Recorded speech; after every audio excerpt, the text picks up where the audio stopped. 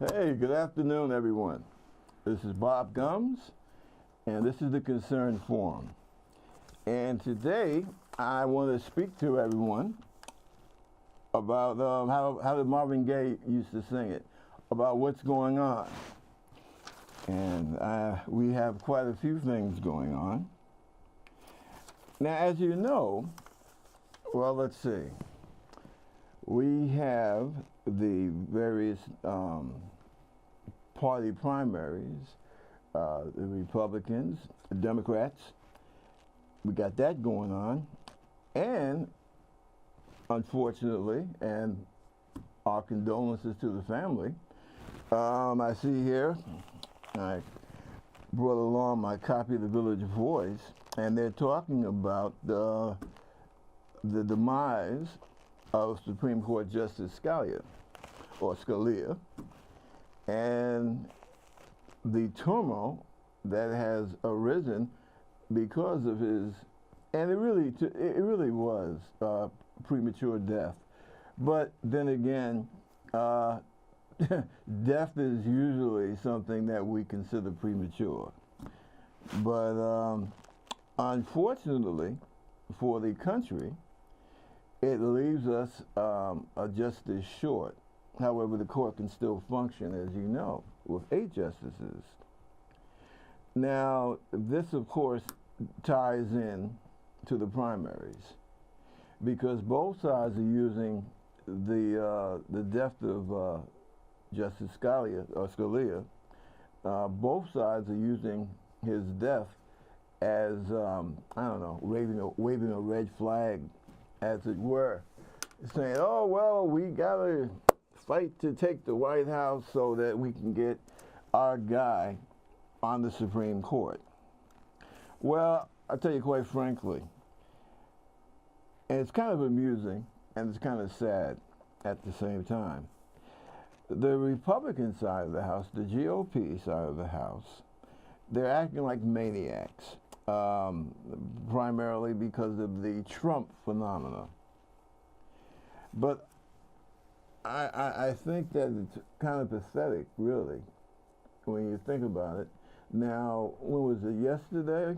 My mistake, yesterday or the day before, Mitt Romney, makes this huge, big, gigantic speech about why Trump should not be the nominee for the Republican Party. And to tell you the truth, it was a load of crap, okay? Quite frankly. And I'll tell you why. The Republican Party, they're just reaping what they sow. They created the Frankenstein. Not just Donald Trump himself. They created this monster. Ever hear of a guy named Lee Atwater? Well, he was the one that really helped to develop the racial attitude of the modern Republican Party, which is one reason why my parents basically cut ties with the party. Growing up in the Republican family, I think I know a little bit of what I speak. You had Barry Goldwater in '64. He was, how would I put it, your first politically national conservative. Now, as a bit of advice for the Republican Party and for the good of the country, the mistake they made was that they allowed the conservatives to literally take over the party. So much so that the words Republican, conservative have become interchangeable. And it should have never, that should have never been allowed to happen. That's one of the reasons why they're in the predicament that they're in now. It should have been either you are a Republican, okay, who happens to be, have conservative points, but you're still a Republican. But what happened is, it's like the tumor literally took over the body, consumed the body. the body being the Republican Party, the conservatives being the tumor, and they have digested the party. In other words, back in the 50s and in the 60s, even going into the 70s, you had people like Bob Dole, you had people like Rockefeller, which of course he had his negatives, a whole suitcase full of negatives, but just speaking generally, he wasn't a Klansman. You had people like Lefkowitz, okay? You had decent people, Dirksen, for example. And to set the record straight, the Civil Rights Bill that everybody, we talk so much about, that would have never made it through without the help of Republican senators, okay? Even LBJ acknowledged that. But that was a different Republican Party. And unfortunately, with Nixon, Pat Buchanan, and there was another gent that was deeply involved in that mix, and they came up with the Southern strategy, which was to pick up angry, upset white Southern males who were traditionally Democrats, but who were angry because the Democratic Party took a national view that legal segregation was wrong, and that the Democratic Party would stand for fairness for everyone and for integration. And Nixon, Pat Buchanan, and that group saw that as an opportunity to pick up votes, to pick up the votes of angry white Southern men. And that was the road that they put the party on. They put the GOP on. That road was enhanced by Lee Atwater, who worked with Papa Bush, with George H.W. Bush, the Willie Horton commercial, if you can remember that. Okay? And he was the quarterback, Lee Atwater was, God rest his soul, because he died, for him and his family, he died tragically young, very young actually. I think Lee, at the time he passed, what was he, like in his 30s or 40s? He, oddly enough, died with brain cancer, if I'm not mistaken. And he apologized. This thing, this whole racial thing with the Republicans, it's so deep, it's so heavy, that this man actually apologized. He felt that it was important, that what he had done was so wrong and so hurtful that he felt that he had to make his peace with the Almighty before he passed on. Now, Republicans don't like to talk about that, but I think they should, because I think that's pretty damn deep. You're getting ready to die, and of course you want to try to make amends or make peace with people that you know that you wronged.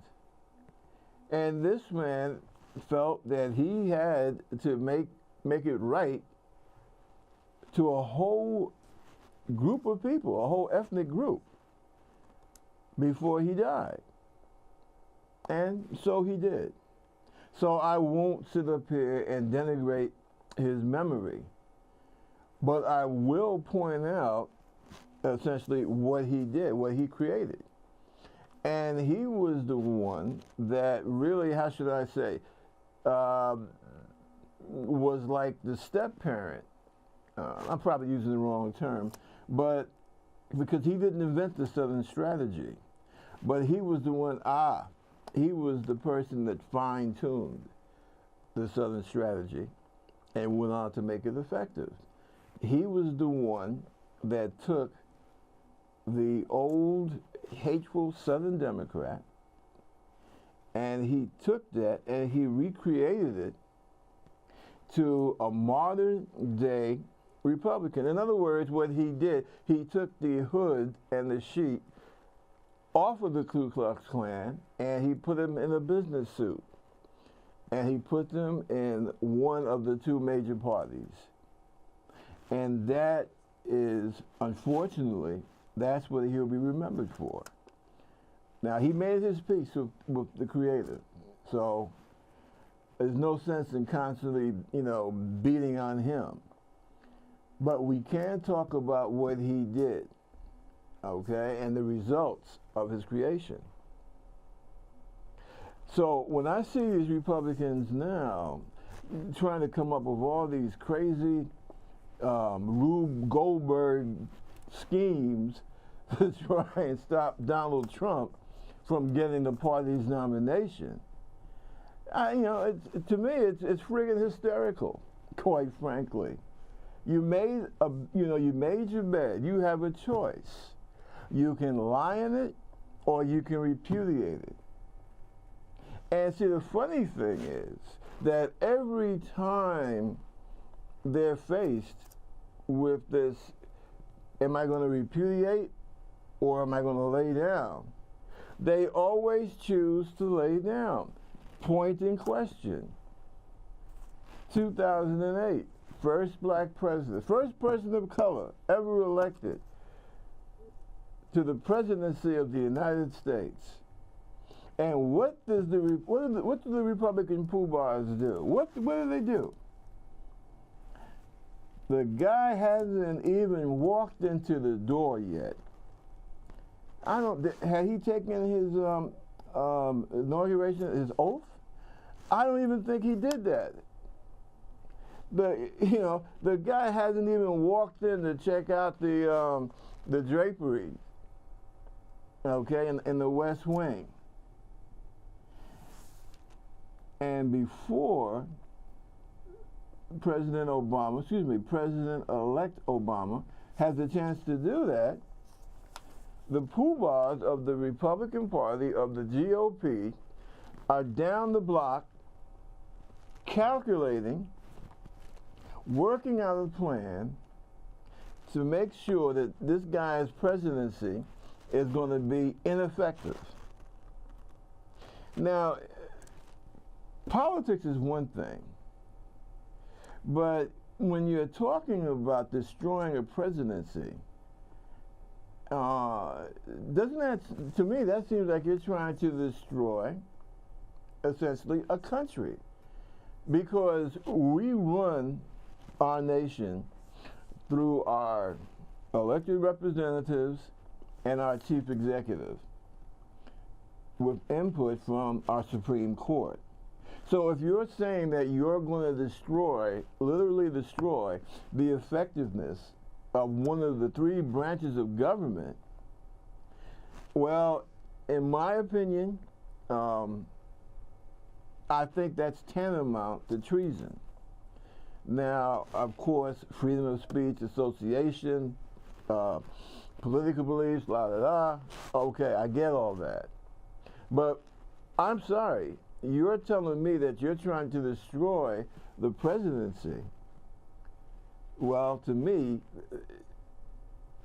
I think you're trying, I take that as you trying to destroy my country.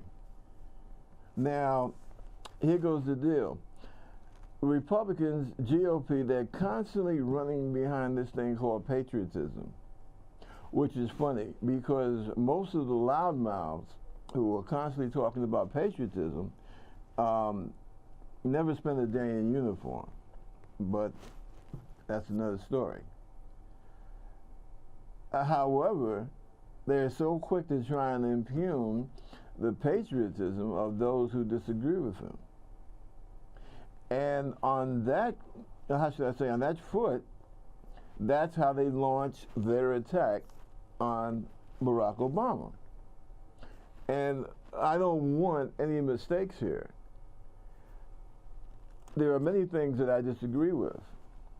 Well, I won't say many. Let me back up on that. Not many, but there are quite a few things that I disagree with President Obama.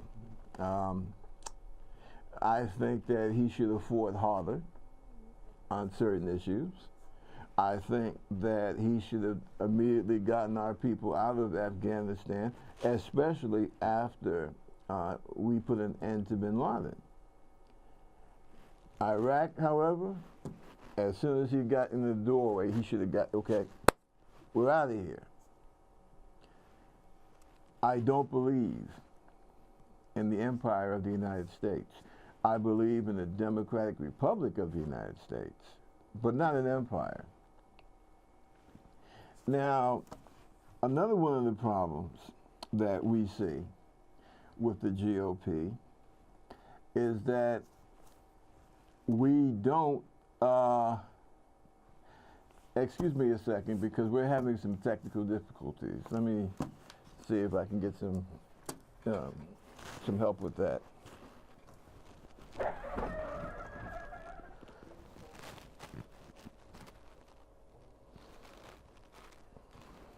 Okay. We'll be able to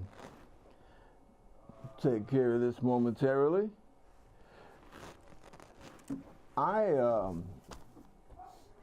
am one of those people that when it comes to technical things, I really do, I have a quick freak out. But fortunately, I'm surrounded by highly, unusually competent technicians. So if we manage to pull this off without looking silly, it's not because of anything that I've done, but it's with the help of the folks that work here. But getting back to the point, thanks a lot. But getting back to my point, this whole thing with Trump and the Republicans basically playing the martyr.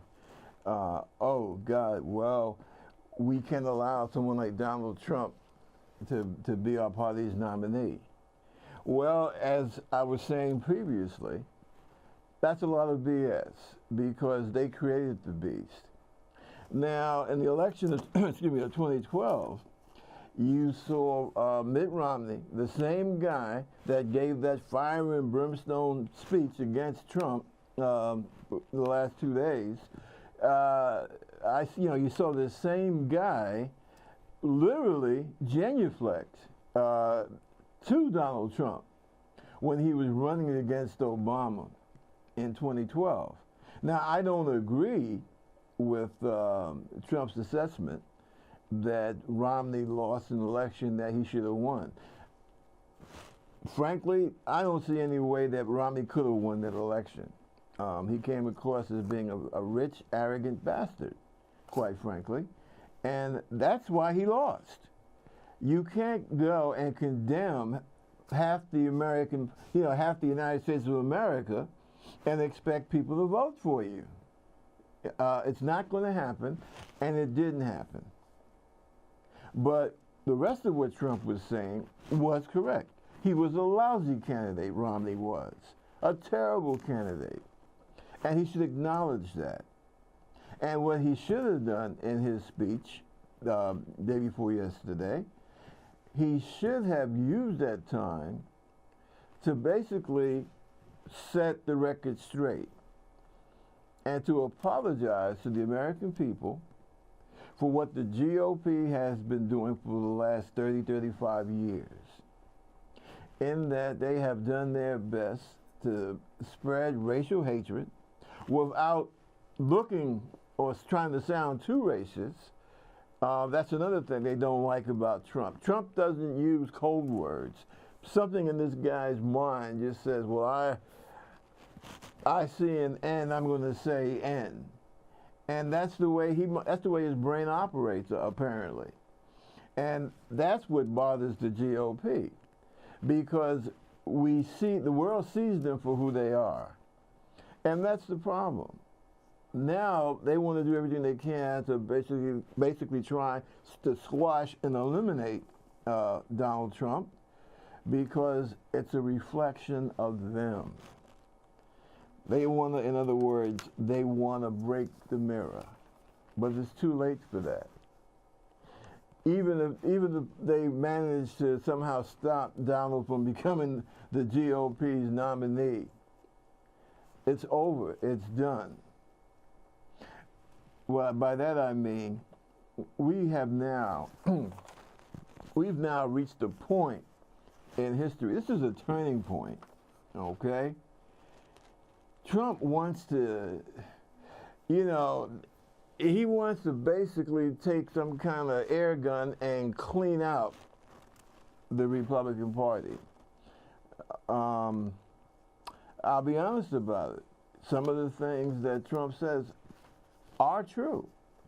We have been suffering from a series of bad trade deals. NAFTA was a complete failure for America's working class.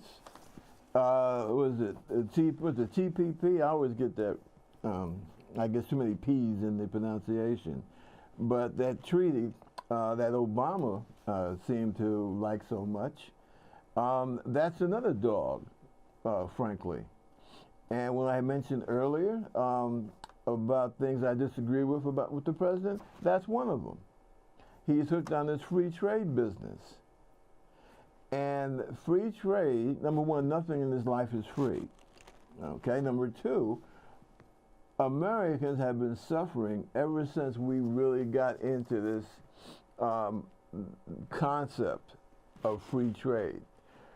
What we need to worry about, what we need to fight for is fair trade, not free trade. Because the free trade that we have been doing so far, as I said, has done nothing but hurt us. And this whole business with Trump and with Bernie Sanders, whom, by the way, that's who I support, Senator Bernie Sanders. And he is an outside insider in that he has not joined with the elites. He has basically been fighting for working class Americans. And again, as I said, this is an historical turning point in our political history. What we're seeing, I believe, is the collapse of the elite running our politics. For the longest time, again, talking about the GOP, they thought that they could basically fool the base, or in the minds of some of the elites, that they actually thought that the base of the party agreed with this free trade nonsense. Now they're starting to see, hey, no, their base is telling them this is a bunch of crap. And no, we happen to like our Social Security, thank you.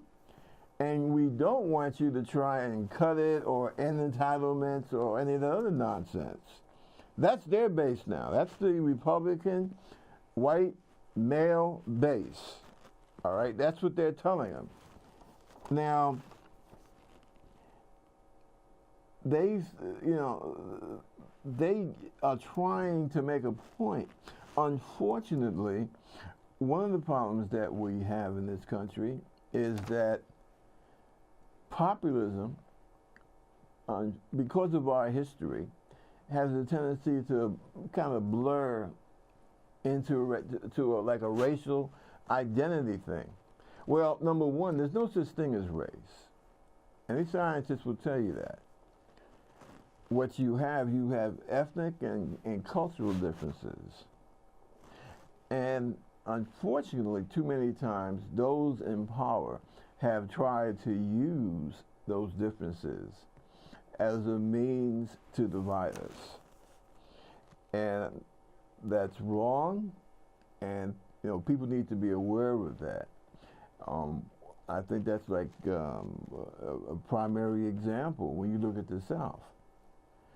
The powers that be, the ruling elites, have been able to use people's ethnic and cultural differences.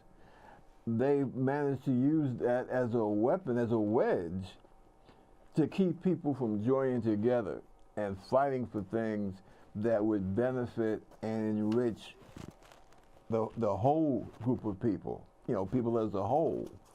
And that's the problem. That's one of the big problems. And that's the problem with Trump. Unfortunately, Trump is a racist. And you have people talking, you hear him now, well, if Bernie doesn't get elected, or if he doesn't win the primary, then I'm going to toss my lot with Trump. That would be a mistake, because Trump is a racist. And what did your mom tell you? You're judged by the company that you keep. Trump is a racist, a sexist, a misogynist, all right? He is a danger. The base always talks about, the GOP base is always talking about, we want a president that will live by the Constitution. Well, guess what? Donald Trump doesn't believe in large parts of our Constitution. And they found in the polls that over 20% of the people that support Trump, these same people, this over 20% believe that Lincoln was wrong to emancipate the slaves. Now, you have to ask yourself, as an honest, moral person, if you think of yourself as an honest, moral person, I don't know, you could be a scoundrel and enjoy it. I can't read your heart. But if you're going to say, well, it looks like the Democrats are not going to allow Bernie Sanders to be their party's nominee, so I'm going to have to go with Trump. Now, again, if you want to go with a guy who is a sexist, a racist, a misogynist, and someone that wants to just, get rid of the First Amendment, well, you have to ask yourself, what kind of person, what kind of American does that make you? Now, on the other side of the fence, on the Democratic side, we have a situation where it would seem that Hillary Clinton basically controls the South on the Democratic side of the fence. But anybody who knows the African American community knows that that is just a result of black politicians and many members of the black clergy telling their flocks, their constituents, to support Hillary. Well, let me put it this way, and I'm not trying to hurt anyone's feelings, but I think we need to be realistic.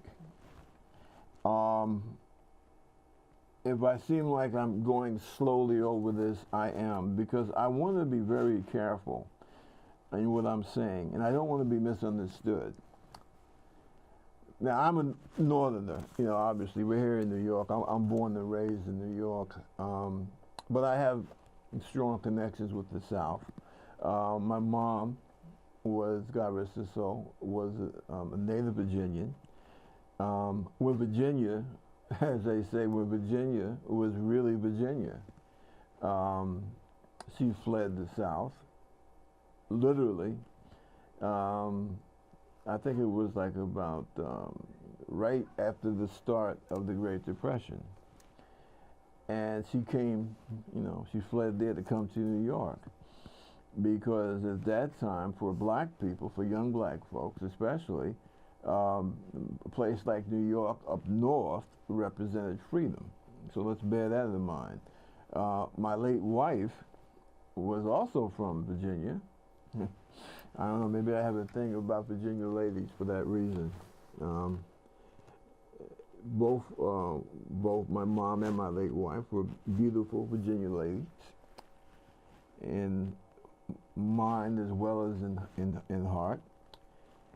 And my late wife too, always felt more comfortable being away from the South. My mom was from the Richmond area, Central Virginia, and my late wife was from the Tidewater area. Beside that, I spent a lot of time in the military, both regular and reserve, and that had me in quite a great deal of contact. I was in Jacksonville, Florida, North Florida, for about 3 years. I spent some time in South Carolina, and I know the South pretty well. And of course, being here in New York, being a native New Yorker, and growing up, in Harlem, we have a lot of people that emigrated from South Carolina, Virginia, Georgia. So we, I kind of know the deal, as it were, the feelings and what have you. But I detected there's a sharp difference. For example, Harry Belafonte, someone who I respect, who I love for the sacrifices that he made. He is a fervent Bernie Sanders supporter. Same with Spike Lee. Same with Danny Glover. But yet, Hillary was able to do so well in the Democratic primaries in the South. Now, the way I feel about that, how do I feel about that? Well, we all understand politics, okay? It can be a rough game.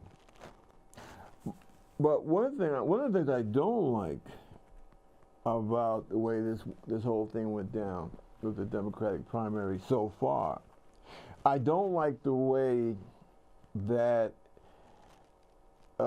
between Hillary and the media, I hold the mainstream media partially responsible for this as well. Black Americans in the South have been presented or pictured as, oh, I don't know, like we belong to the Clinton family. We belong to Planet Clinton. I don't like that. I don't like the way that it was just assumed, taken for granted, that Hillary would do well in the South because some of those places you have so many blacks, like in South Carolina. Now, I just, the way I feel about that, there seems to be, they painted a picture that there was so much energy in these southern states for Hillary. And I'm looking and I'm saying, oh, well, a place like South Carolina, huge black population. I think Georgia, places like that. And I'm just, it makes me wonder, well, if there's so much political energy among the black communities there, then how come they seem to be politically shackled, as it were? Now, those places, they live in states where they have to literally, again, they have to keep fighting to stop the powers that be there from denying them the right to vote. I guess what I'm saying is, if the clergy and the black clergy and the black elected officials have so much energy that they can bring their, deliver their flock, their constituents, to the hands of Planet Clinton so easily, then why can't they do anything else? Or at least look like they're fighting to do something else. Now, I look at North Carolina, for example. Hey, they got some fighting clergy there, right on. You have a situation where the power elite is literally trying to take away the rights of working class people, black and white and brown, in North Carolina. And you have some good clergy people who are standing up and fighting that. And I applaud that and I respect that. And I respect clergy that are out there fighting for their flock. But what I don't like for the clergy especially to allow their flock to be used.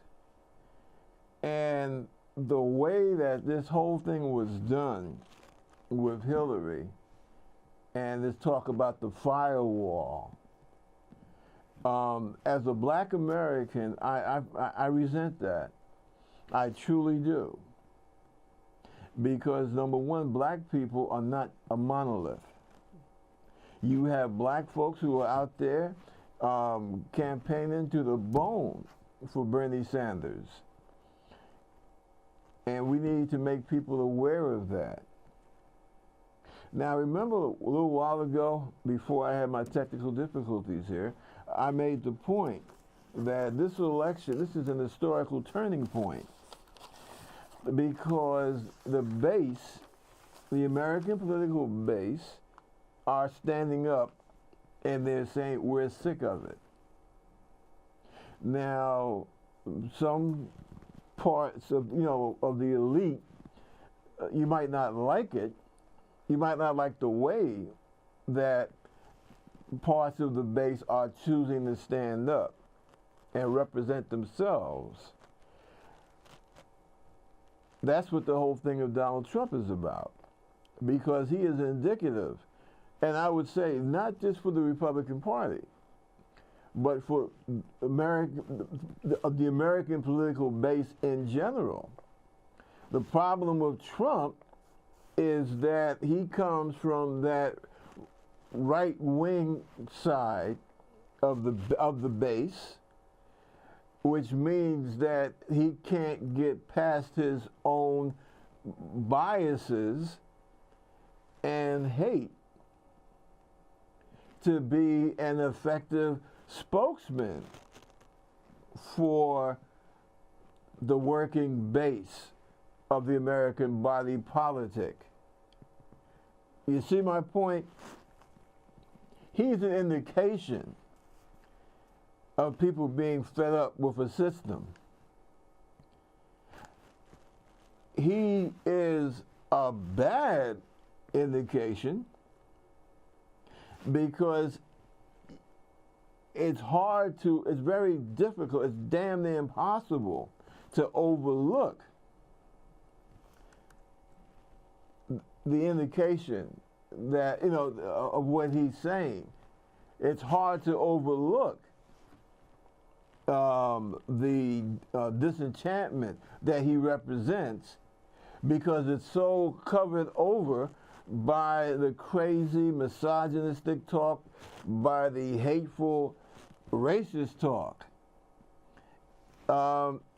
He has some very good things to say about trade, but unfortunately that gets all lost in his hate for immigrants, especially primarily non-white immigrants. And see, that's a problem that the Republican Party created. Now, on the Democratic side, you have a huge black contingency in the Democratic Party. And the Democratic Party needs to be aware that you have just as many disenchanted folks in the base of the Democratic Party that you have in the Republican Party. The difference is that we don't have a Donald Trump. We have a Bernie Sanders, a good man, a man that has fought against injustice his entire adult life, but he's not a bomb thrower. He is a truth teller. So Democrats have been wedged in this position that, oh, okay, well, we're going to stop Bernie. This is coming from our elite now. We're going to stop Bernie. And the way we do this is that we try to make him unpalatable to the black and Latino community. And we're going to do a little finagling, like with the amount of debates and the times of debates and what have you. And we're going to do that so that we're going to kind of, if we can't tamper down the excitement for change through Bernie, then what we're going to do, we're going to work to make it difficult, if not impossible, for Bernie to rise to the prominence that Donald Trump has risen to on the Republican side. And see, the two major differences, the disenchantment in the GOP has helped to fuel Donald Trump. On the Democratic side, disenchanted Democrats, and this is what I really worry about, they'll be prone to stay home on election day. We do have a few. Well, I have run across a few. Thank God, so far, very few, but there nonetheless, who say that if they can't have Bernie, they'll go with Trump. Which, as I said earlier, what did Mom used to say? Cutting your nose to spite your face. That's essentially what you would be doing. But the other thing that they would do is they would stay home. Now, they have been recording that the Republicans are hitting the polls hard in this primary season. And this time, it's upside down. Last time, the Republicans were disgusted and not voting. This time, it seems that the Democrats are the ones that have the lower turnout. Now, oddly enough, anytime Bernie Sanders is in the mixture, the turnout goes through the ceiling. So that's telling you something right there. And poll after poll shows that there's really no Republican on the scene now that can take Bernie Sanders. Yet the powers that be in the Democratic Party so far have pushed Hillary upon us. Now, how that's going to work, I don't know. But I realize I'm naive to a big point, because I believe that even when one is in politics, one has an obligation to be honest to the public about things that concern them. I don't believe in crawling through bedrooms. A candidate's love life is none of our business as far as I'm concerned. And neither is that candidate's religion. Okay? That's been a major problem on the Republican side of the House. That's one of the reasons why the GOP as a party is falling apart. Because they had the religious fanatics, or, well, super religious folks. They had Wall Street, and, excuse me, and, you know, they had your, you know, regular, or what used to be regular, run-of-the-mill Republican. But see, you have a situation where the religious types, okay, and the working class Republicans, they have awakened to the fact that they have been had. And what you're starting to see, believe it or not, in the Republican Party, let me also point this out. Trump likes to talk so much about America, America. Well, guess what? What Trump is displaying is what I call European racism. Tell you what I mean by that. I spent a lot of time in the military, as many of you might know. I spent a lot of time overseas, Middle East and Europe. And the way Europe does things, Western Europe, this is just a fact. In terms of quality of life, they have us beat 7 ways to Sunday. Okay, quality of life, infrastructure, so on and so forth. Education, you know, they got, and this is, I'm saying this without, well, let's put it this way, Islamic immigration issues.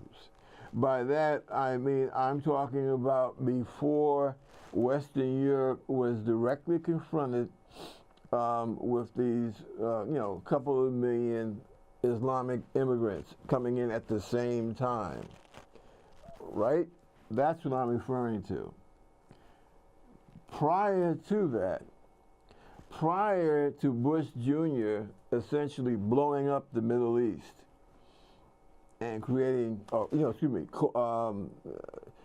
whatever problems that were there before he went into Iraq, he just made it 10 times worse.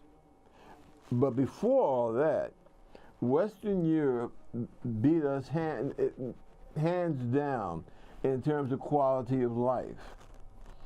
Was there racism? Yeah, because no place in the world is perfect. You're not going to find it. Because human beings, by their nature, can be very stupid and mean. Okay? The better ones among us control that. But those who are not, you know, are not striving to be good, decent, humane, civilized people, you know, they join Aryan nationalist movements, things of that nature. Now, the thing that I've always loved about Europeans, because, forgive me, I love people that have basic exercise and exhibit good sense. Many of the programs that they have in Western Europe, they're social programs, education, healthcare. Generally speaking, if you want to go to the university, you can go to the university, and you don't have to worry about bankrupting your family or bankrupting yourself. If you're ill, you'll be taken care of. Now, I like to hear, well, yeah, in Canada and in France, you might have to wait, blah, blah, blah. Well, if it's not urgent, why can't you wait? Believe me, I have to see the docs here, all right? I don't get same-day service here in the good old US of A. But the point being that, yeah, you don't have to worry about your quality of life going out the window because you're ill or a member of your family is ill. But here goes the thing. Europeans will say, okay, we have a good health program here. we're going to keep it. Now, if you happen to be from, I don't know, Madagascar or someplace, racism is wrong. Prejudice is wrong. But the thing I'll give the Europeans a negative credit for, they won't kill the program just because a dark person is trying to utilize that program. You see, they will question, well, hey, how did you come in here in the first place? Are you here properly? In America, what we do, or put it this way, what the GOP has for the longest time had the white, non-college educated working class do is, well, let's destroy the program because only those black and Latinos or black and brown people will take advantage of the program. And see, that's crazy. And that has contributed mightily to the situation that we have in this country, especially in certain parts. And this is the same kind of crap that the power elite has been able to utilize in the South from before the Civil War. And that's why socially and technologically, that's a part of the country that has, and is not anything, I'm not trying to smear the good people of the southern states, but we have to be real here. This is one of the reasons why we have such an inferior social safety net compared to Canada, compared to France, Norway, Denmark, etc. Because you have a certain section of the country that essentially operates on xenophobia and religious fundamentalism. And it's real hard to march into the 21st century, to march forward, when you have a whole section of the country that really wants you to walk backwards. You know, you actually have people down there, elected officials, fighting over the goddamn Confederate flag. What kind of progress going into the 21st century do you think we're going to make being held back by those kinds of people? I'm sorry. But that's one of the major problems that we have in this country. Now, the thing that scares the Republican elite about Trump is the fact that, people want to, they have a right to have their Social Security without it being, cut back, what have you. And the GOP elite, that scares them. His ideas on trade scares them. His ideas and attitudes on race scares them. And it should. And it should scare you too. Because it's racism and xenophobia on steroids. And that is the problem with Donald Trump. His attitudes towards his fellow human beings that have a different skin tone should scare the entire planet, to be quite frank about it.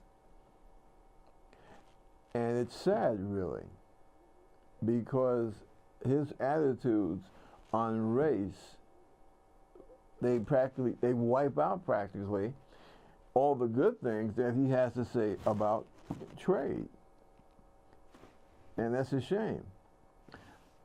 Now, again, going back to the Democratic side, one of the problems in this particular case with whatever you wish to pass as black leadership is their lack of learning from the past.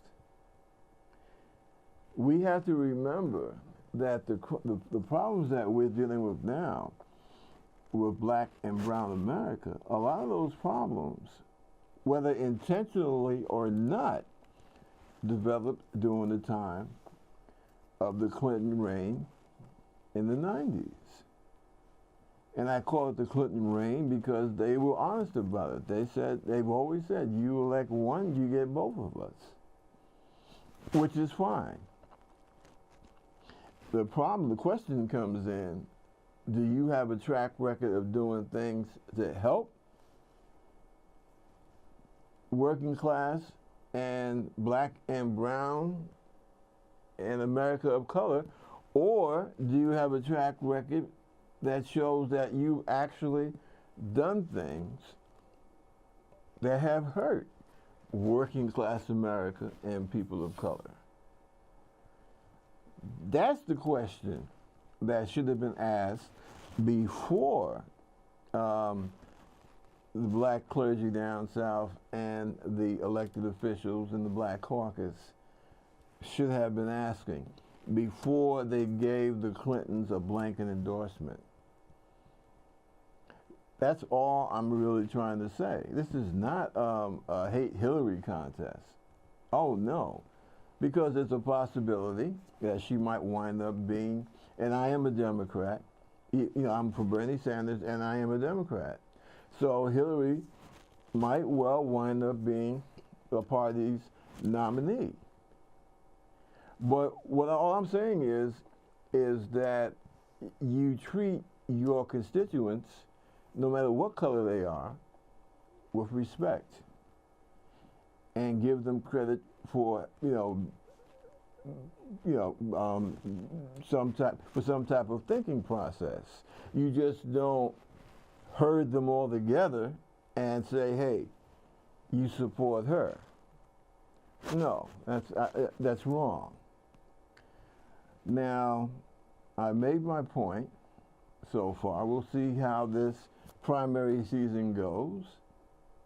And in the meantime, God bless you, good people. Thank you for watching the Concerned Forum.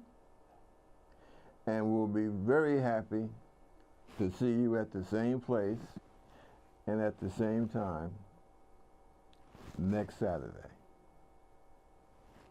Take care and God bless. Bye.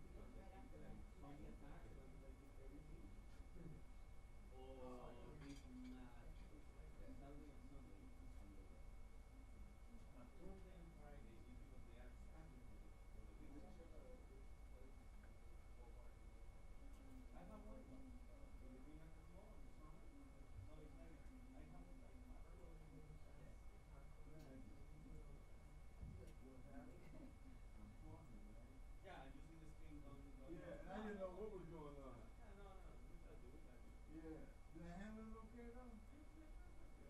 Didn't panic? You just stopped the recording? No, I kept talking. No, I'm talking right now. You're finished. Just Yeah, good. Yeah, stop. It came up to 0, then after that, that was it. That's why I like that. And I gave you guys